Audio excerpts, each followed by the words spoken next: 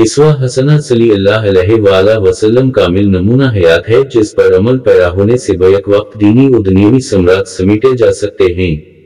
मोटापे के शिकार जो अफराद महंगे इलाज और कड़ी वर्जिशों के बावजूद इससे निजात पाने में नाकाम हो चुके हैं, वो अगर खाने पीने और वर्जिश के मुतालिक नबी करीम सल्लल्लाहु अलैहि वसल्लम की सुन्नत पर अमल करें तो बआसानी इससे छुटकारा पा सकते हैं।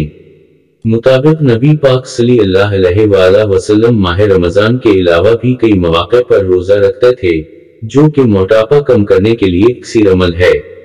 इसके अलावा हुजूर सल्लल्लाहु अलैहि वसल्लम ने हमेशा भूख रखकर खाना खाया और उसी का हुक्म दिया।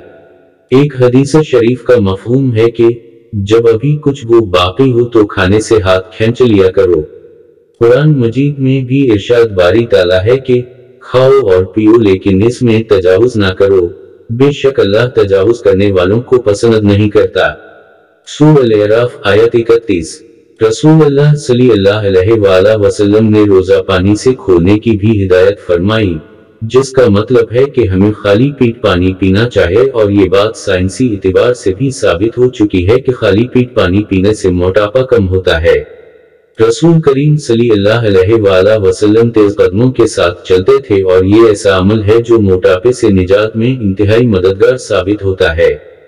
जो लोग वजन कम करने की कोशिश कर रहे होते हैं वो डाइटिंग करते हैं और उम्मूमन नाश्ता तर्क कर देते हैं, लेकिन रसूल अल्लाह ने फरमाया कि सबा का खाना जरूर खाया करो, इसमें अल्लाह की रहमत होती है।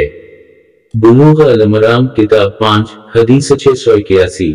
गोया आदमी को कभी नाश्ता तर्क नहीं करना चाहिए।